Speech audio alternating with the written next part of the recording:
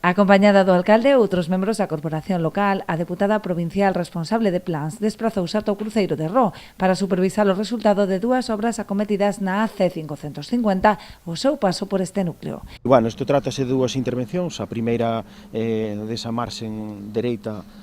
da estrada AC 550, que vai desde a cruce hasta o seguinte de aí abaixo, onde tamén se separaron pluviales e fecais, e por outro lado esta marxen foi noutro plan, foron en dous pós diferentes,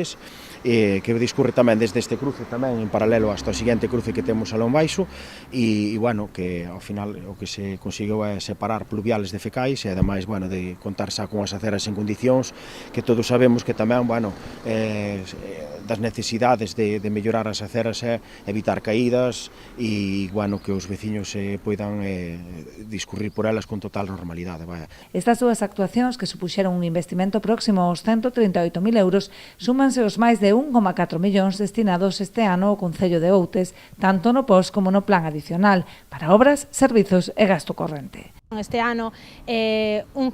millóns aprobados neste plan entre o inicial e o que acabamos de aprobar agora mesmo este segundo adicional, 1,4 millóns para Outes, para obras, para servicios sociais, para gasto corrente. É un plan que eu creo que hoxe en día é unha ferramenta indispensable para a supervivencia dos concellos. Falamos sempre dos concellos máis pequenos, pero hoxe en día todos os concellos estamos tendo un grave problema de